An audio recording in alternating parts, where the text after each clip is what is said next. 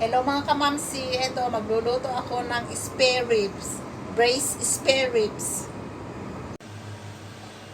Magpainit ng kawalit sa kalalagyan na ng mantika. At magkakaramelize tayo. Ito, maglalagay ako ng asukal na white. Ayan, pwede nang ilagay yung spare ribs.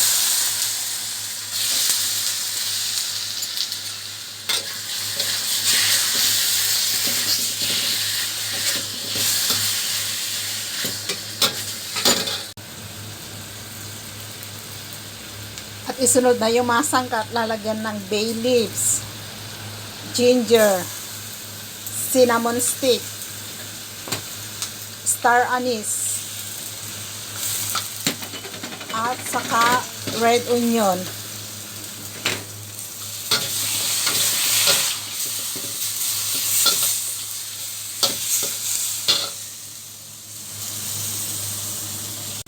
One bowl.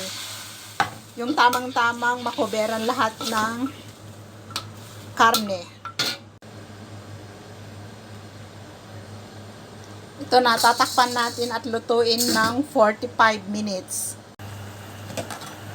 Ito na siya nga pala, nilipat ko sa maliit na kasirola kasi konti lang yung aking niluto. Ngayon pwede nang, malambot na siya at pwede nang ilagay itong carrots at patatas.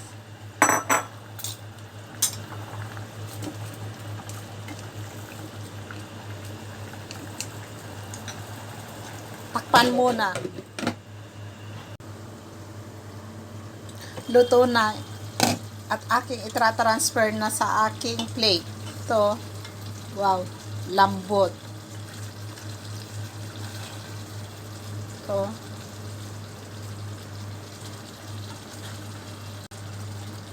Ito, luto na ang aking braised spare ribs.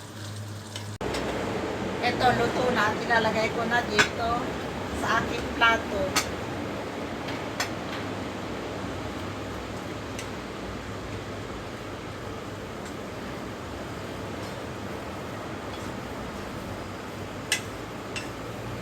Wow! So yummy! Guys, malambot na ito. Niluto ko lang ito ng 45 minutes. Inis-stew ko ito ng 45 minutes. At ito, malambot na.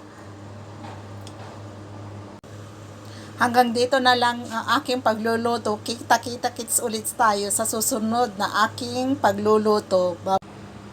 Bye-bye guys! And don't forget to like and share sa aking mga video and click the notification bell para lagi kayong updated sa aking mga niluluto. Bye-bye! See you again next time!